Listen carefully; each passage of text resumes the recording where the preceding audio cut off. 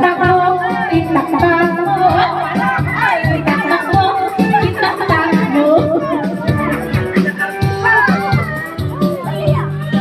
Ayaw mo na!